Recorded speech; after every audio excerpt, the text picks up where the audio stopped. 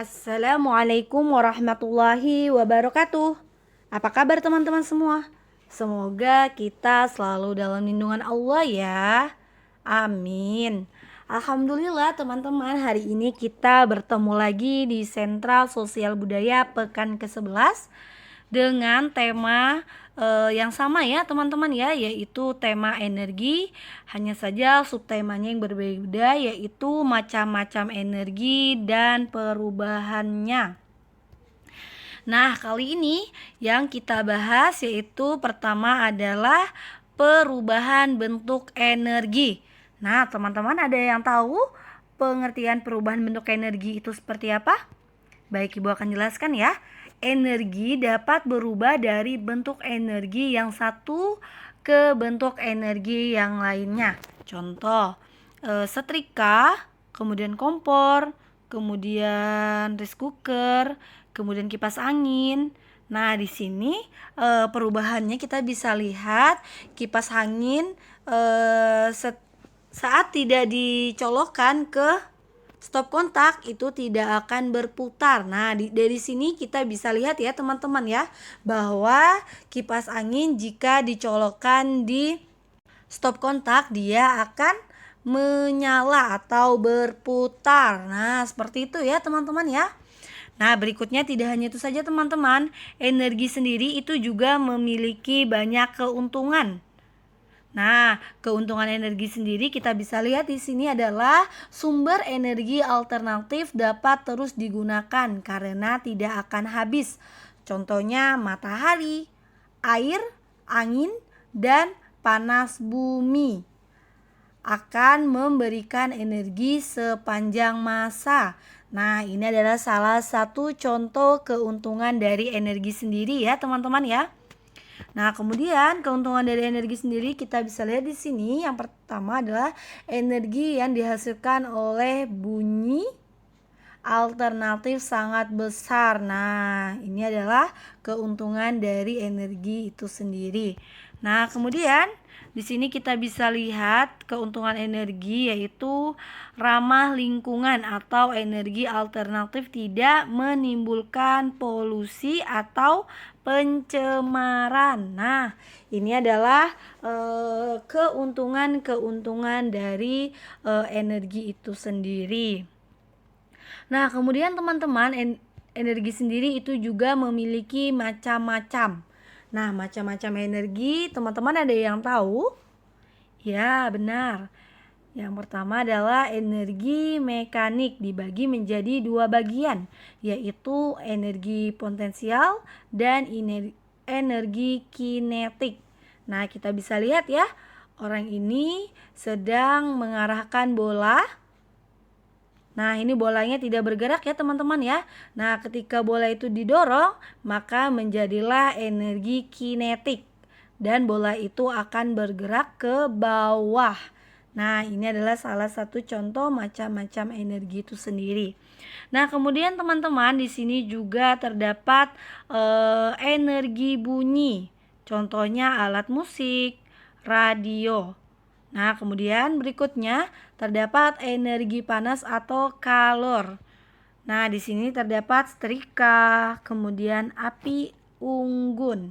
Nah, ini juga adalah macam-macam energi. Kemudian berikutnya kita bisa lihat di sini macam-macam energi. Yang pertama adalah energi kimia. Energi kimia, teman-teman ada yang tahu terdapat apa saja?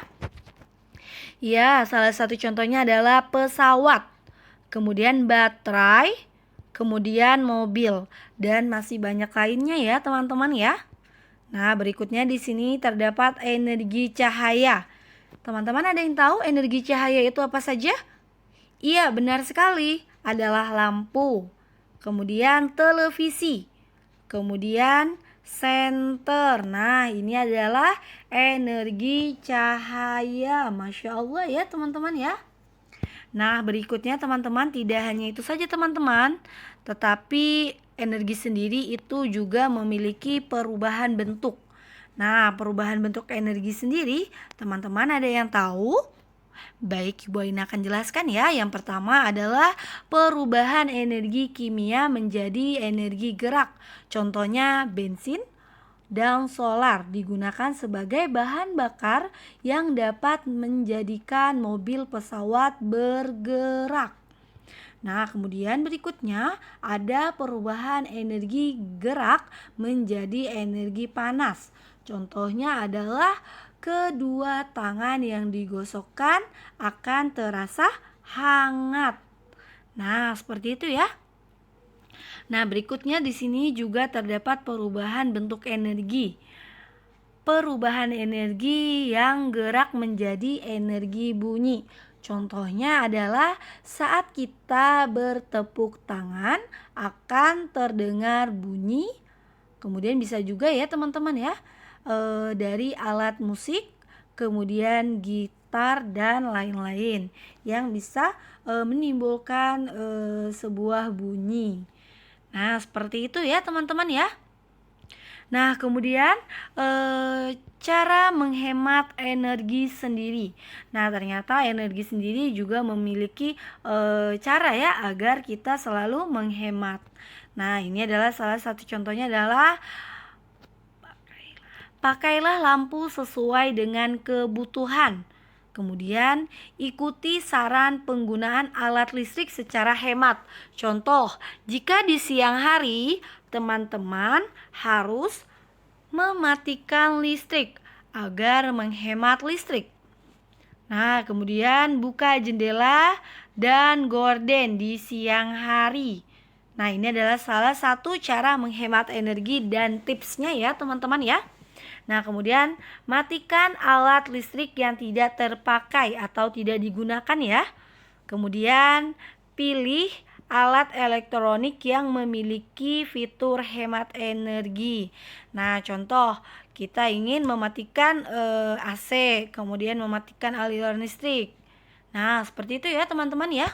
Ini adalah cara menghemat energi. Nah, kemudian kita akan beranjak ke penemuan di dunia. Nah, teman-teman ada yang tahu penemuan di dunia itu ada siapa saja? Baik, Ibu Aina akan jelaskan ya. Di sini terdapat Carl Friedrich Benz atau disebut juga dengan Carl Benz. Nah, ini adalah penemu mobil asal Jerman.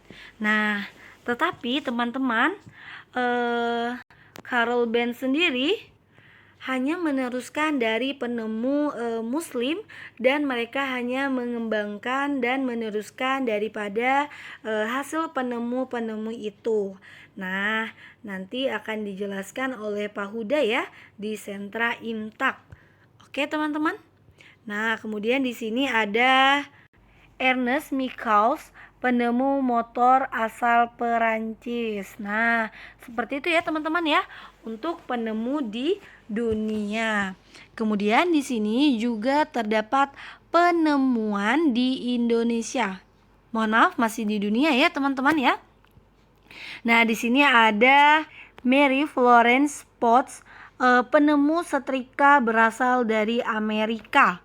Nah, kemudian di sini juga terdapat Robert J. van de Graaff.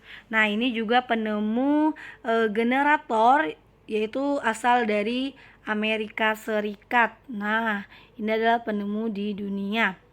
Nah, kemudian tidak hanya itu saja teman-teman ya, tetapi juga terdapat penemu di Indonesia. Nah, di sini terdapat Prof. Dr. Khairul Anwar.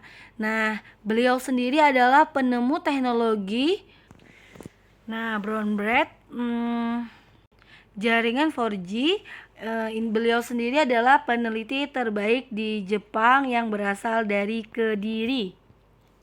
Nah, berikutnya penemu di Indonesia terdapat Muhammad Nur Huda.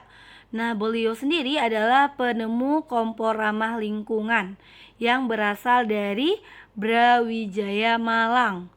Nah, berikutnya di sini terdapat penemu di Indonesia yaitu Randall Hartolaksono. Nah, ini adalah penemu bahan anti panas dan anti api yang berasal dari singkong. Nah, beliau sendiri itu berasal dari Surabaya. Nah, seperti itu ya teman-teman ya. Untuk penemu yang di Indonesia. Masya Allah ya. Semoga kita semua juga salah satu orang hebat itu kelak. Amin. Dan sampai sekarang ya teman-teman ya, karena kita selalu berusaha untuk belajar. Oke teman-teman, kita akan beranjak ke tugas. Tugas pekan ini teman-teman, yang pertama membuat satu jenis mobil, kemudian ditempel di tusukan sate. Nanti ditusukkan di sate ya teman-teman ya. Nah kemudian disimpan di dalam pot atau boleh juga botol bekas. Nah kemudian tugas menulisnya adalah teman-teman menggambar satu perubahan energi yang ada dalam kehidupan sehari-hari. Contoh pesawat, kemudian lampu, kemudian mobil, kemudian motor dan lain-lain. Dan tuliskan satu perubahan bentuk energi. Kemudian tugas yang ketiga adalah tulis 2 penemu di Indonesia. Nah ini adalah tugas pekan ke-11 ya teman-teman ya. Oke teman-teman, terima kasih Ibu tutup. Assalamualaikum warahmatullahi wabarakatuh. Sampai jumpa teman-teman semua.